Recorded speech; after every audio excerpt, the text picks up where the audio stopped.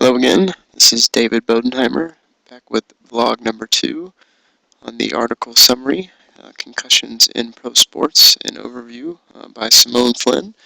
This article is really taking a pretty deep look at concussions across all professional sports franchises in the U.S. and how these leagues should handle these specific injuries.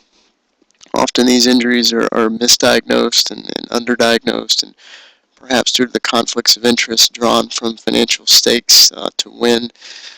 This, however, has really started to draw some pretty serious concerns from the medical community, players' associates, and advocates for player safety specifically.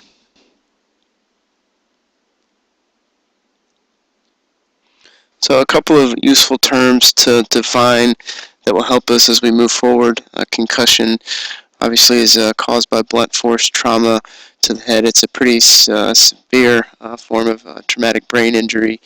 Dementia pugilist, pretty common in professional boxers. It's a result of repeated concussions. They're very similar to Alzheimer's disease. Post-concussion syndrome, it's, as you can see, kind of like shell shock syndrome. It can really linger with an athlete or someone who's um, had a concussion. I'm reminded of an athlete, Sidney Crosby, who's a forward for the Pittsburgh Penguins. He had something like this that lingered for months. He had a blindside hit on January 5th, 2011 that took him out of action until December 5th. So just something that he just really could not get over. So it is very serious and something that athletes are becoming a little bit more mindful of, which is good because again, its symptoms can just really last with you, and you can see irritability, headaches, unpredictability. Really, it can just feel like you are just not getting over that initial concussion. Second impact syndrome, something that we're learning a little bit more about, but very, very serious. Basically, it's a condition where you're having concussion symptoms currently, and you're going back out into play, and you're having another knock, and you're really putting yourself in significant harm at that point because your brain is in swelling at that point, and you're really putting yourself in pretty significant danger. So again, something that all athletes need to be really mindful of, and there's a lot of commentary out there specifically about second impact syndrome now. But again, a couple things to note that the article has pointed out. So what are major sports leagues doing kind of in response as they start to learn a little bit more about concussions and some of the various ways that they've responded? As you can see, in '79, the NHL, the National Hockey League, mandated that all players had to wear protective helmets. So pretty good move on their end. It's pretty shocking to think that it was up until then that players were skating around on ice with the puck flying around without protecting their head. That's pretty incredible. In 2002, the NFL updated an option at least for a helmet that provided a little extra protection and could lessen concussion-related injuries for players. Not something that was required, but a lot of players opted for that. So certainly a step in the right direction for players in the NFL. And in 2011, Major League Baseball advanced their helmet requirements using a really stiff or sturdier plastic shell, and that was required.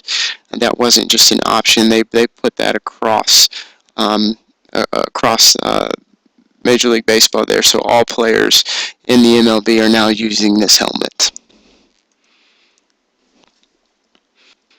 And so, kind of continuing down that path a little bit, some of the leagues, all the leagues have since adopted concussion policies, so concussion tests. So athletes that have sustained one are now required to pass this before they can resume play. They have to be cleared by a physician or a neurologist before they can go back out. But as you can see, it's still pretty new, and the NHL adopted the first one in 1997. So basically credited with being the first. So they've done a lot of firsts in the world of pro sports here in the United States. The NFL followed suit in 2007. and you can see 2011 Major League Baseball and the NBA and MLS with similar policies. So some are more stringent than others. The NBA is kind of noted for not having one of the more stringent ones, but not necessarily a contact sport by nature in their own defense. Now, you can take some elbows. They do play on hardwood floor, of course, so there are certain situations where you can find yourself taking a significant knock. But they are kind of noted for not having one of the more stringent ones. But with that being said, all seek to achieve the same result, which of course is protection of their players.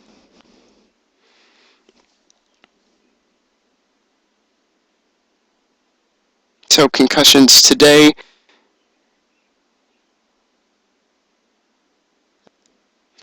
So medical evidence has really started to suggest that concussions are on the rise at all sports, at all levels, including at the professional level. And in 2009, the NFL made a public statement that basically, by their own admission, said that long-term effects of concussions on their players are having serious consequences, which was a pretty significant statement by such a league, and started actually releasing in the 2010 season concussion-related injuries on their weekly injury reports, and this was also kind of a big deal, really. They had never done something like that up until that point, and that's something that they continued to do. And you can see by the number there, it was a pretty big group of players. So it's something that still continues to be, I think, a pretty big number, and as noted in the article, a pretty big number. So I don't think it's something that's going to die down anytime soon. In fact, I think it will probably grow as medical evidence still kind of suggests that more and more players are suffering from symptoms as we start to identify those. So the medical view on concussions, they've long criticized professional sports leaderships and managements for downplaying concussions. Again, I think that's for all the stakes that they have invested. They spend millions of dollars on their athletes, and with such ties to win, I think it's pretty obvious that they have a lot invested in these players. So that's really no surprise there. Again, strong medical evidence shows multiple concussions does lead to brain damage. Many critics find faults with the leniency of return-to-play aspects of concussion tests, and I think that's probably the biggest argument right now. So while we are, having these tests in line, I think what critics are really having a hard time with is that some of these players are returning too soon. So that kind of goes back to that post-concussion and syndrome issue of sending a player back out to the field of play before they are ready. So I think that is probably the biggest debate right now, perhaps the next hurdle to clear before everyone is really kind of happy with the current situation with concussions as they are related to professional sports.